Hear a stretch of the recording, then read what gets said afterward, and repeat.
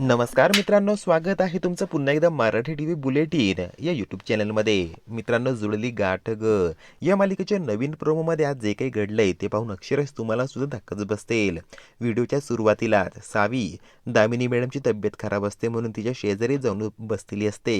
त्याच ठिकाणी सावीचा आता डोळा लागतो. तोच धैर्य तिच्या अंगावरती शॉल वगैरे टाकत असतो. तोच आता दामिनीचा डोळा उघडतो आणि ती सावीला नको ते बोलू लागते, तिचा अपमान करू लागते. तेव्हा सावी सुद्धा प्रत्युत्तर देऊ लागते की दामिनी मॅडम, अहो काय बोलताय तुम्ही. दामिनी मॅडम आता बोलत असते, हे सगळं करून तुला असंच दाखवायचंय ना, माझ्या मुलाचं तुला मन जिंकायचंय ना, त्यासाठी तुझं हे सगळं चालू आहे ना सावी. तर सावी बोलते नाही. तर दामिनी बोलते, तू कितीही काही केलं तरीही माझं धैर्याचं लग्न इराशीच होणार आहे. तर आता सावी सुद्धा तिला धमकवते आणि बोलते, ठीक आहे बघूया माझं प्रेम जिंकतं की एका आईचा स्वार्थ. व्हिडिओच्या सुरुवातीलाच आज आपल्याला असे दिसतं, सावी जी असते भरभरून दामिनी मॅडमची काळजी करत असते.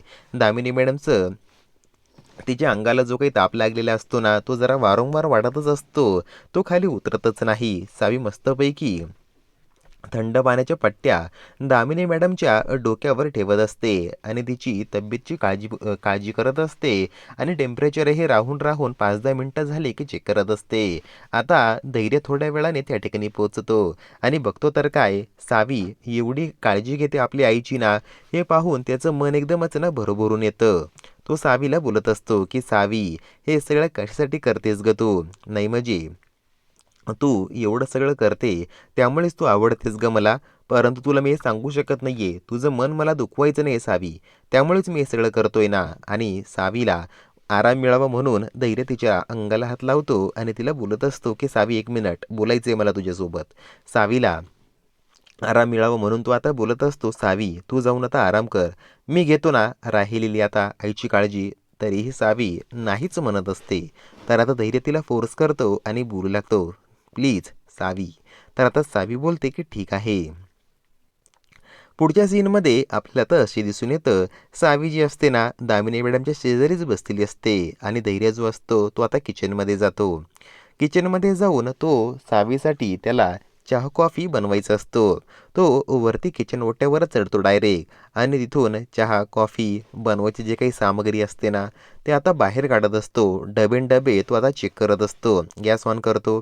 दूधही तो आता गरम करायला ठेवतो. सावीला आता रूममध्ये दूध गरम होण्याचा वास जातो.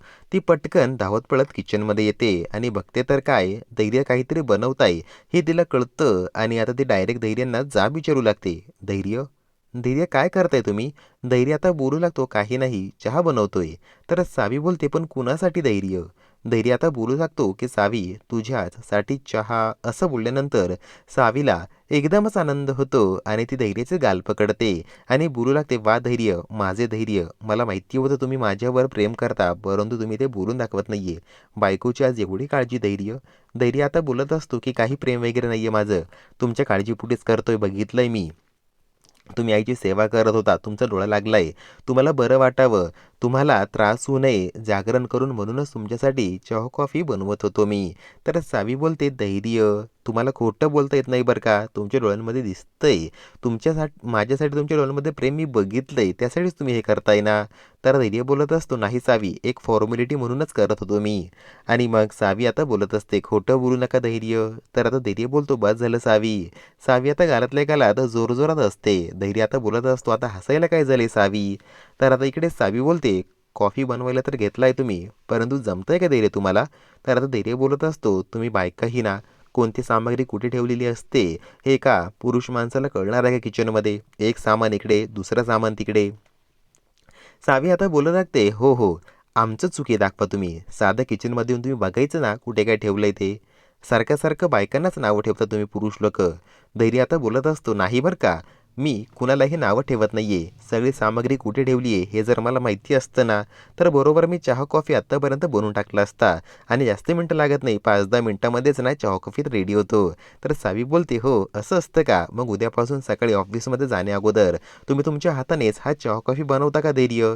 धैर्य आता काहीच बोलत नाही आणि तो बोलू लागतो, मी आजच्या पुरतंच बोलतोय, मला दररोज कुठे जमणार आहे हा कॉफी बनवायला. तर सावी बोलते, अहो धैर्य, मी तुम्हाला तेच सांगते ना मग, हे पुरुषांचं काम नाहीये, हे आम्हा बायकांचंच काम आहे आणि ते आम्हालाच करू द्या तुम्ही. तर धैर्य बोलतो, पण चॅलेंज सावी, आज तुला 10 मिनिटामध्येच मी चहा कॉफी बनवून दाखवणार. तर सावी बोलू लागते, हो खरंच जमणार आहे का तुम्हाला? आणि तर धैर्य बोलतो, मी कोण आहे? धैर्य मुजुमदार आहे मी. आजपर्यंत अशी कोणतीही गोष्ट नाहीये जी मला जमलेली नाहीये. मग हा चहा काय आणि कॉफी काय? तर सावी बोलते, बघा बरं का धैर्य. तर धैर्य तिला चॅलेंज करतो आणि बोलू लागतो, बघच आता येणाऱ्या 10 मिनिटामध्येच कसं तुझ्यासाठी चहा पण बनवून दाखवतो आणि कॉफी पण बनवून दाखवतो. नक्कीच तुला आवडेल सावी. तर सावी बोलते, बघते कुणाचा कॉफी भारी लागतो, तुमचा की मी बनवलेला. आणि मग धैर्य पुन्हा एकदा सावीला चॅलेंज दिल्यानंतर गॅस ऑन करतो. मस्तपैकी कॉफी बनवायला तो आता रेडी होतो आणि प्रत्येक सामग्री एकदमच बारकाईने मोजमाप करून त्या कॉफीमध्ये तो आता टाकत असतो. धैर्य हे सगळं बनवतं म्हणून सावीला एकदमच आनंद होतो, कारण आज नकळत धैर्याने त्याच्या प्रेमाचं प्रत्युत्तर सावीला दिलेलं असतं. हे पाहून सावी एकदमच ना आनंदाने धैर्याच्या सोबत राहून धैर्य काय करताय हे पाहत असते. मित्रांनो, पुढे नक्की काय होणार बरं?